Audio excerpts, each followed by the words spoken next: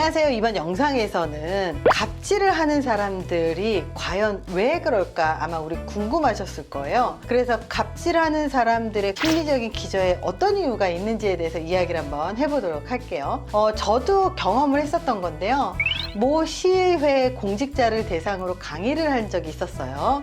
공무원과 시의원, 도의원이 함께 듣는 연수였거든요.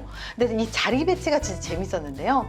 시도의원은 국회 회의장을 연상케 하는 막 이렇게 동그랗게 쳐져 있고 굉장히 안락하고 편안하고 그리고 메인 가운데 자리에 앉아 있고요. 공무원들은 저쪽 구석에 책상도 없고 의자에만 앉아 있는 거예요. 한눈에 봐도 갑을 관계가 굉장히 명확해 보이는 자리 배치였던 거죠.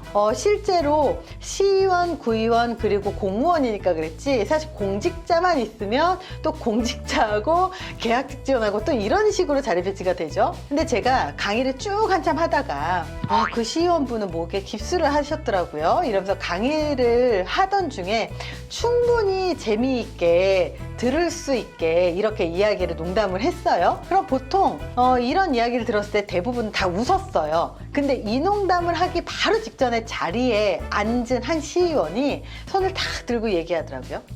강사님, 여기 앉아있는 사람 누군지는 아십니까? 이러면서 갑질을 하기 시작을 하는 거예요. 그것도 강의를 하는 그 가운데에서 이런 식으로 내가 누군지는 아십니까? 이런 식으로 갑질을 시도를 하고 그리고 잘난 척을 하는 사람들이 있는데 뻑하면 내가 누군지 알아! 이러면서 이런 말을 하는 사람이 정말로 넘쳐요. 근데 보통 이 말을 하는 사람은 진짜 능력이 있는 사람이 아닐 확률이 높습니다. 꼭 이렇게 내가 누군지 알아? 그러면 나 이 회사 사장님 친구야. 나 내 친구 검사야. 내 친구가 말이야. 그러면서 자기의 능력이 아니라 주변 사람들의 능력을 과시를 하는 사람들이 굉장히 많습니다.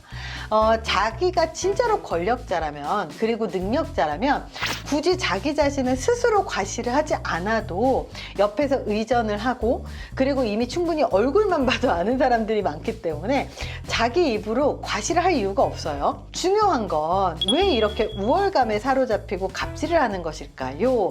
우월감과 열등감의 본질은 동일합니다. 오스트리아 정신과 의사이자 심리학자인 아들러는 열등감이 높은 사람이 우월감을 느낀다라고 이야기를 했습니다. 이런 비슷한 사례들이 또 있어요.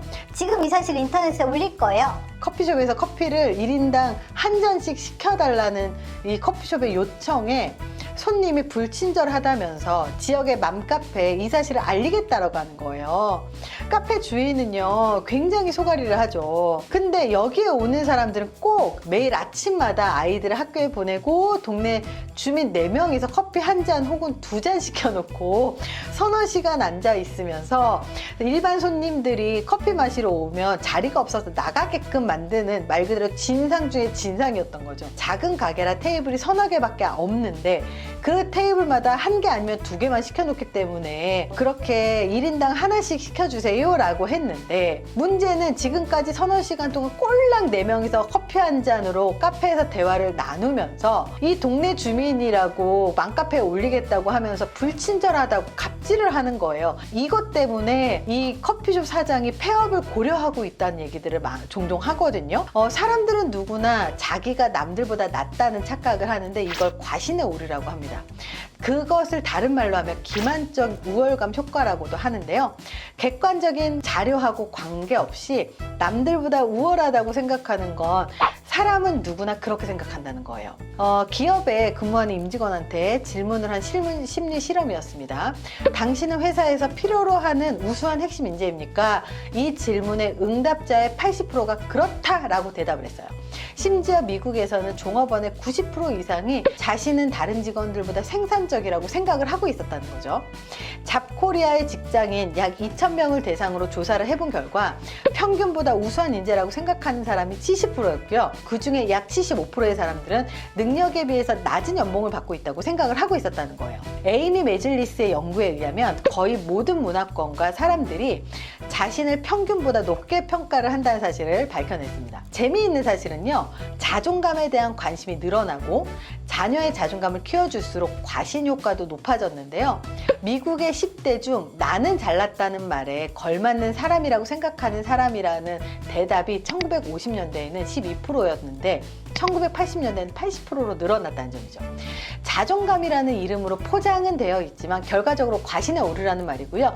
기만적 우월감이라는 단어로 표현이 됩니다. 다른 사람보다 더 우월한 사람이라고 생각하는 것이 오히려 열등감을 숨기기 위한 방어 기제로 나타내는 것이라고 오스트리아의 정신과 의사 심리학자인 아들러가 이야기를 했는데요. 자존감으로 포장된 우월감의 다른 이름이 열등감이라는 거예요. 아까 초반에 말씀드린 것처럼 강사님 여기 앉아있는 사람 누군지 아십니까? 라고 말을 했었던 사람에 대해서 설명을 드리자면 이 사람은요, 이 시기에 그 당시에 민주당이 돌풍을 일으켜서 정말 아무나 정말 민주당 간판만 달고 나가면 당선이 되던 그 시절에 당선됐던 초선 시의원이었고요. 연봉은 3,500입니다. 그래서 지방자치단체 기초의원이요, 보통 배지를 달면 4년 계약직이고요. 이 계약직이 끝나면 그냥 그대로 사라지는 경우들이 굉장히 많습니다. 배지를 단 지는 한 달도 안 된 이제 갓 입문한 새내기 시의원이었다는 거예요.